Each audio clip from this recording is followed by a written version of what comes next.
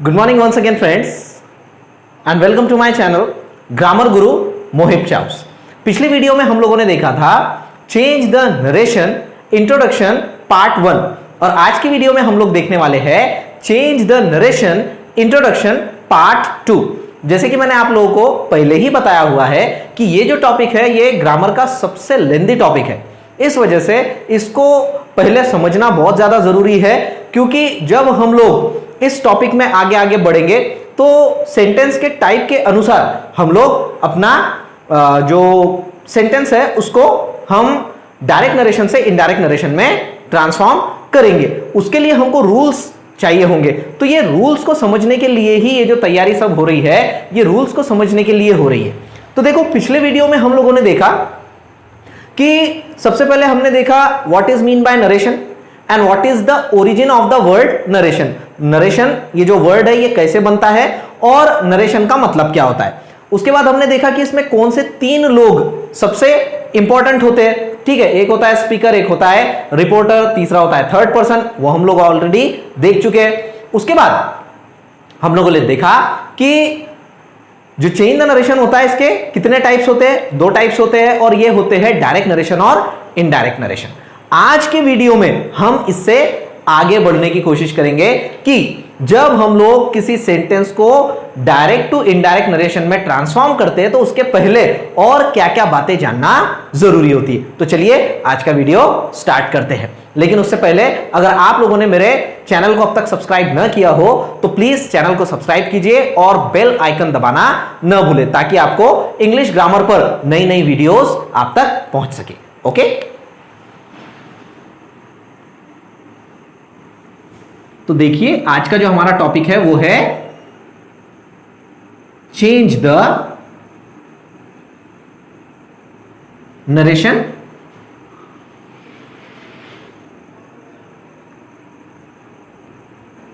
Introduction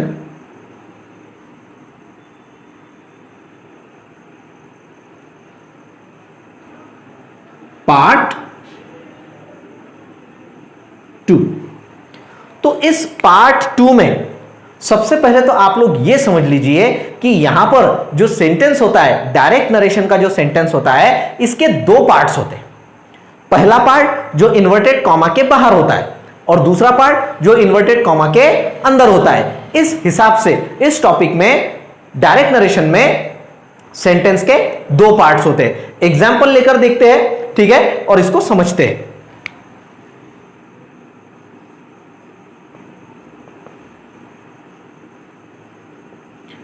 The king said to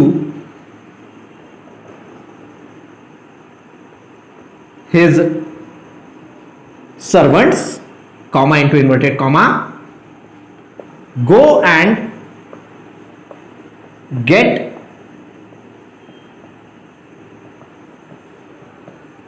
the thief. The king said to his servants, go and get the thief. अब यहां देखो आप लोग sentence के दो पार्ट्स है। ये सेंटेंस हम लोग कुछ इसका ट्रांसफॉर्मेशन नहीं करने वाले, हम इसको डायरेक्ट नरेशन से इनडायरेक्ट नरेशन में नहीं करने वाले, हम सिर्फ अभी बेसिक देख रहे हैं और बेसिक में हमको देखना है कि सेंटेंस के दो पार्ट्स कौन से होते हैं। देखो, एक पार्ट वो जो इन्वर्टेड कॉमा के बाहर है, फर्स्ट पार्ट, और सेकेंड पार्ट जो इन्वर्टेड कॉमा के अंदर है। ये दो पार्ट्स होते हैं डायरेक्ट नरेशन में, और जब हम इसको इनडायरेक्ट नरेशन में ट्रांसफॉर्म करते हैं तो ये दो पार्ट्स कैसे क्या रोल प्ले करते हैं वो हम आज देखने वाले हैं। इसके अलावा मैं आपको हमेशा से बोलता रहा हूं, जब से मैंने पहली वीडियो बनाई है, शायद मैं तब से आपको बोलता आ रहा हूं कि इंग्लिश ग्रामर में सबसे इंपॉर्टेंट वर्ड जो होता है वो होता है वर्ब। क्या होता है? वर्ब। और यहां पर हम वर्ब का एक नया कंसेप्ट देखने वाले हैं जिसका नाम है reporting verb.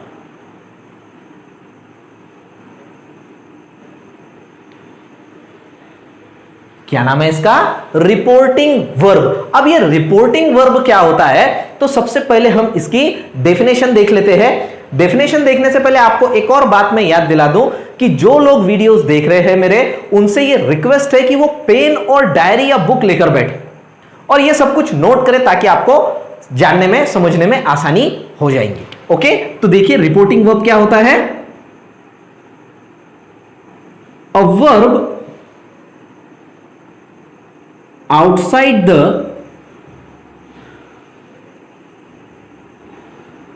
inverted commas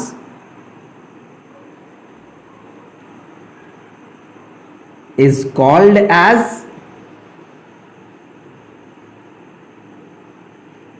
reporting verb। जो वर्ब इन्वर्टेड कॉमा के बाहर होता है वो कहलाता है रिपोर्टिंग वर्ब। फॉर एग्जाम्पल यहां देखिए रिपोर्टिंग वर्ब जो है इन्वर्टेड कॉमा के बाहर का जो वर्ब है वो है सेड, और ये सेड हो गया हमारा रिपोर्टिंग वर्ब।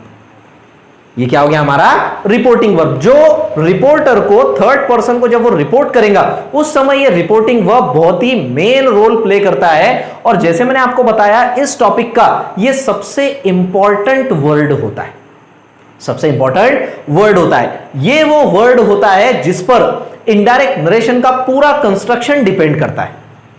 इनडायरेक्ट नरेशन का पूरा कंस्ट्रक्शन डिपेंड करता है इस रिपोर्टिंग वर्ब पर। ठीक है, ये बैकबोन होती है इस टॉपिक की। अब अगर ये रिपोर्टिंग वर्ब प्रेजेंट टेंस में है जैसे कि से, सेज, तो इन्वर्टेड कॉमा के अंदर का जो पार्ट है इसका हमको टेंस चेंज करने की जरूरत नहीं पड़ती। लेकिन अगर ये रिपोर्टिंग वर्ब जैसे कि सेड है पास्ट टेंस में है, अगर पास्ट टेंस में है तो हमको ये जो इन्वर्टेड कॉमा के अंदर का पार्ट है इसका हमको टेंस चेंज करना पड़ता है।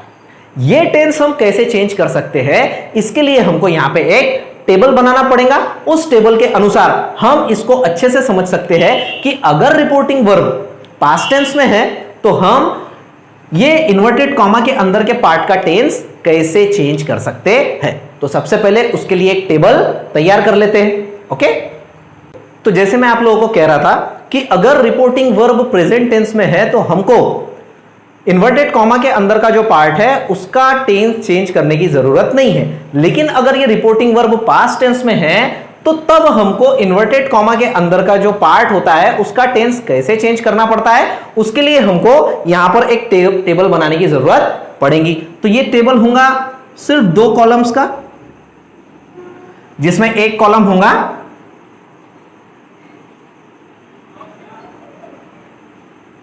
डायरेक्ट नरेशन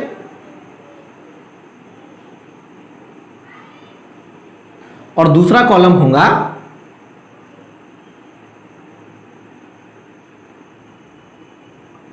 इनडायरेक्ट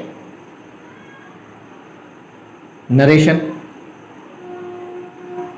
ओके, सो देखो टॉपिक क्या है, changes in the tense of the part of sentence within inverted commas if the reporting verb is in past tense. अगर रिपोर्टिंग वर्ब पास्ट टेंस में है तो फिर डायरेक्ट नरेशन में अगर पार्ट का टेंस ये है तो फिर वो इनडायरेक्ट नरेशन में क्या हो जाएगा ये हम लोग देखेंगे। ओके, तो देखो अगर इन्वर्टेड कॉमा के अंदर के पार्ट का अगर डायरेक्ट नरेशन में टेंस है सिंपल प्रेजेंट टेंस, और अगर रिपोर्टिंग वर्ब पास्ट टेंस में है तो ये हो जाएगा सिंपल पास्ट टेंस। अगर इन्वर्टेड कॉमा के अंदर के पार्ट का टेंस है प्रेजेंट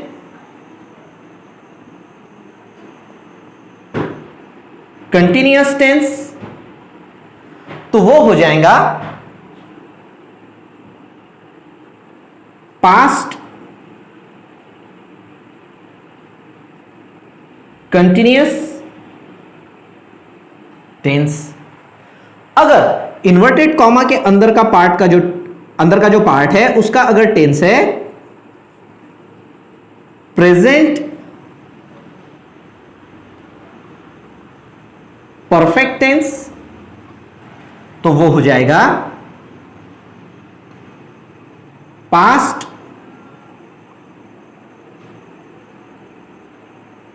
परफेक्ट टेंस। और अगर इन्वर्टेड कॉमा के अंदर का जो पार्ट है उसका टेंस अगर है सिंपल पास्ट टेंस, तो ये भी हो जाएगा पास्ट परफेक्ट टेंस। फ्रेंड्स, ये कब चेंज होंगे? जब रिपोर्टिंग वर्ब पास्ट टेंस में होगा। तो अगर रिपोर्टिंग वर्ब हमारा पास्ट टेंस में है तो हमको ये चेंजेस करने पड़ेंगे। ओके, इसके अलावा अगर रिपोर्टिंग वर्ब पास्ट टेंस में है तो और भी कुछ दूसरे हेल्पिंग वर्ब्स होते हैं, उन हेल्पिंग वर्ब्स में भी कुछ चेंजेस आते हैं, वो भी हम लोग अभी यहां पे देखेंगे। ओके, उसके लिए हमको एक और टेबल बनाना पड़ेगा, वो टेबल बनाकर हम लोग इसको अच्छे से और समझ सकते हैं। सो फ्रेंड्स, जैसे मैंने आपको बताया कि अगर रिपोर्टिंग वर्ब पास्ट टेंस में हो तो कुछ हेल्पिंग वर्ब्स में भी हमको चेंजेस करने पड़ते हैं। अगर डायरेक्ट नरेशन में, सेंटेंस में, इन्वर्टेड कॉमा के अंदर अगर पार्ट में कोई हेल्पिंग वर्ब आता है और अगर रिपोर्टिंग वर्ब पास्ट टेंस में है तो वो हेल्पिंग वर्ब किस तरीके से इनडायरेक्ट नरेशन में चेंज होता है वो हम देख लेते हैं। अगर रिपोर्टिंग वर्ब पास्ट टेंस में है और इन्वर्टेड कॉमा के अंदर के पार्ट में अगर हैव या हैज आता है तो इनडायरेक्ट नरेशन में यह बन जाएगा हैड। अगर हैव, हैज प्लस बीन आता है तो यह बन जाएगा हैड प्लस बीन, मतलब हैड बीन। ओके, इसी तरीके से अगर कैन आता है तो यह बन जाएगा कुड। विल आता है तो यह बन जाएगा वुड। शॉल आता है तो यह बन जाएगा शुड। मे आया तो यह बन जाएगा माइट। इस तरीके से जो है कुछ हेल्पिंग वर्ब्स होते हैं जिनमें चेंजेस आ जाते हैं, जिनको हमको ध्यान में रखना जरूरी है। लेकिन ये चेंजेस कब आते हैं? जब हमारा रिपोर्टिंग वर्ब पास्ट टेंस में हो। पास्ट टेंस में अगर रिपोर्टिंग वर्ब है तो हैव या हैज है तो उसका हैड हो जाता है इनडायरेक्ट में। अगर हैव या हैज प्लस बीन है तो उसका हैड बीन हो जाता है। कैन का कुड हो जाता है, विल का वुड हो जाता है, शॉल का शुड हो जाता है, मे का माइट हो जाता है। इस तरीके से ये चेंजेस आते हैं। तो टेंस और हेल्पिंग वर्ब्स के अलावा भी कुछ ऐसे वर्ड्स होते हैं कि अगर रिपोर्टिंग वर्ब पास्ट टेंस में है तो हमको उन कुछ दूसरे वर्ड्स को भी हमको डायरेक्ट से इनडायरेक्ट करते समय चेंज करना पड़ता है। अब वो कौन से वर्ड्स होते हैं? तो चाहे आपका रिपोर्टिंग वर्ब प्रेजेंट टेंस में हो या पास्ट टेंस में हो, ठीक है, तो हमको तो भी उसमें कुछ चेंजेस करने पड़ते हैं। कुछ ऐसे वर्ड्स होते हैं जिनको हमको चेंज करना पड़ता है। फॉर एग्जाम्पल, अगर डायरेक्ट नरेशन में शब्द है टुडे तो ये हो जाता है दैट डे। अगर वर्ड है टुनाइट तो ये हो जाता है दैट नाइट। अगर वर्ड है टुमारो तो ये हो जाता है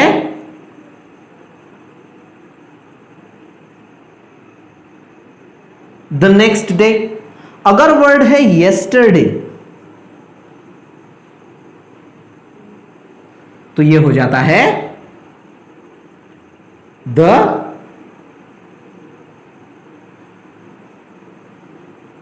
प्रीवियस डे। और अगर वर्ड है हियर तो ये हो जाता है देयर। अगर वर्ड है लास्ट वीक और मंथ और ईयर तो ये हो जाता है द प्रीवियस वीक और मंथ और ईयर। अगर वर्ड है दिस तो ये हो जाता है दैट। अगर वर्ड है दीज तो ये हो जाता है दोज।